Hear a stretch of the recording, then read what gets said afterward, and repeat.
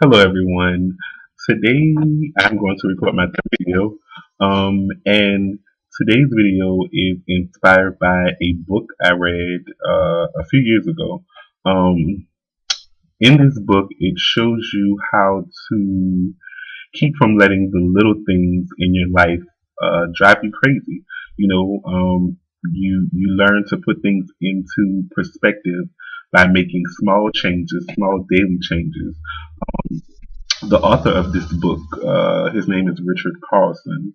Um, he suggests things like, do one thing at a time, live in the present moment, let others have their glory, sometimes instead of you all the time. Learn to trust your intuitions, and then most importantly, learn to live each day like your last, which are some common things that we hear all the time. And the name of this book is called "Don't Sweat the Small Stuff," because it's all small stuff. Often we allow ourselves to get all worked up about the things that upon closer examination aren't really that big of a deal. We focus on the little problems and we blow them way out of proportion. Um, whether you had to like wait in line at the grocery store or listen to some criticism from your boss or, coworker that you thought was probably unfair. Or sometimes things like, when you do other people's, share work, and they should have did it before they left, it pays enormous dividends not to worry about the small things like that. So many people, they spend so much of their life's energy sweating the small stuff, and they completely lose touch with their own life, or the magic, that it can bring. Um, but what I've learned, and this is just through personal experiences, is that sometimes when we take those small things and we're always blowing them out of proportion. Um, there's a bigger upset on the inside, something that you're dealing with that's bigger than you're willing to talk about. And this is just personal for me. It's not always the case, but it's something that I've learned over a lifetime. Well, over my lifetime. Some of us would rather pretend that our battles and the hard ones don't exist, and we kind of invent this war uh, over the trivial part of it.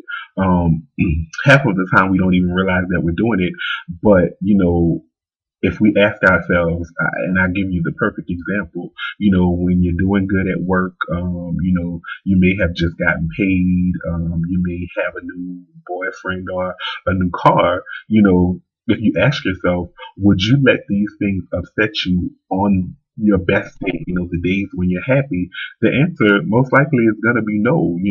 When we're happy, we don't worry about those things.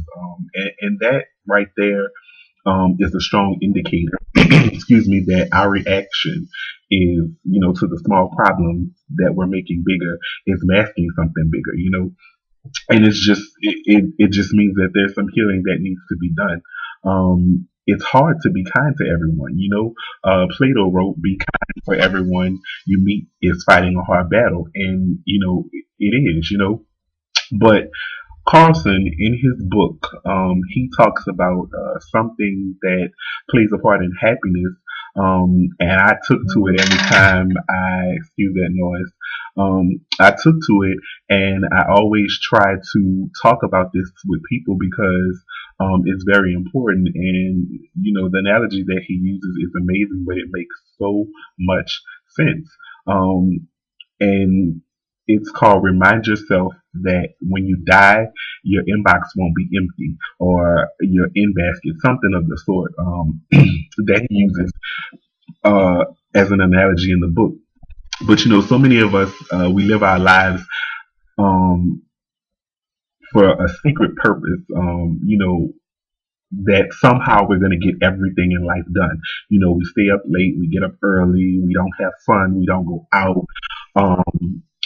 We keep our loved ones waiting, and we often try to convince ourselves that, the obsession with our so-called to-do list, if only it's temporary, that once we get through it, we will will be calm, will be relaxed, will be happy. And I'm definitely guilty of this. A lot of people, they take breaks from their friends. They stop doing all these different things, and in hopes that they're going to get everything that's going to bring them on their path to happiness, and that they're going to get things done. But in reality, this rarely ever happens.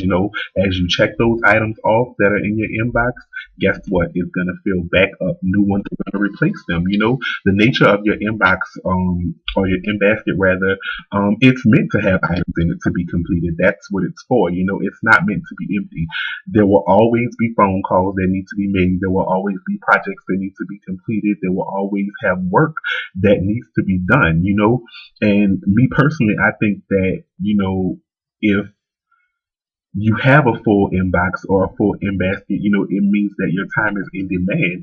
So it's essential to success, regardless of who you are, what you do. However, remember, nothing is more important than your own sense of happiness and inner peace, and that of the ones that love you. You know, Excuse me. If you're obsessed with getting everything done, you will never ever have a sense of well-being. And if you stay focused on your work, trust me, it will all get done in due time. But saying all that to say, worrying about those small things, things that are unfinished, things that won't matter in the next hour or even 2 weeks from now, let those things go. You know, um, like he said, remember that when you die, there will still be unfinished business to take care of. And guess what? Somebody else is going to do it for you. So don't waste your precious moments in life regretting the things that you didn't get to do because you're so busy worried about the smaller things. And something else, more personally, that my logic for the whole thing is that a lot of the times I sweat small stuff because they are the things that are right in front of me that I can directly control. When you have bigger problems, there's a lot of factors involved. Sometimes there's time constraints. You have to wait until certain things happen before you can make a move. Sometimes you have to worry about certain people that you have to deal with. And those problems are so big that at that moment you can't even deal with them. So you just let them go until they get to you. But the smaller ones are the ones that you have control over right then and there. So me personally, that's something that I always seem to do. But like I said earlier, most of the times it's because, there's a bigger problem brewing behind me or something that happened, that I don't have control over and probably worrying about, at that moment. Worrying to me, is a misuse of imagination, especially mine. When things go wrong, just don't go with them. We can easily manage the stress level and not sweating the small stuff if we will only take one day at a time with whatever burden is appointed to it. If that makes any sense, the load becomes very, very heavy when you're carrying that burden, and then you take the burden from yesterday and you're carrying it over into today, and then add the burden of tomorrow before you're required to deal with it. That's a lot. So, in closing, when you wake up in the morning and you're feeling good, unfortunately, there's going to be somebody, your coworker, the person you see on your way out, the person, the cashier behind the counter when you're buying your breakfast. They didn't, but you should cheer up, and no matter what's going on in life, and you hear this all the time, someone else's life is probably worse off than yours, and sometimes that's hard to believe. And it's not that we should feel better about it, but it should definitely shed some light on the situation that you're currently in. Things like, okay, say your car broke down. The positive part about that is that you weren't in a car accident. You have insurance, hopefully, and that it's minor. And guess what? The mechanic that fixes your car may even be cute. And that's a joke, but that's just the reality of it. Don't get mad when things don't go your way. I've said this before in another video or as planned, because you don't get the results that you're looking for. Always, always, always have a plan B. If it's not in your control, keep it moving. So that is all that I have for you today. Just as a recommendation for people who do sweat the small stuff, such as myself, it is a very, very good book. And again, the author is Richard Carlson. I think if you take the time to read it, he gives you plenty of analogies and suggestions. And when you take these small steps to a more peaceful life, they can really help. I think I probably need to reread it because it's been a couple of years. Anywho, that it's a self help book, but it's just one of those things that it's you order it off of eBay, which is where I got it, and it's just a very small sacrifice to make, for a big price to pay, which is your own happiness. So as always, love all, trust you, and do wrong to none.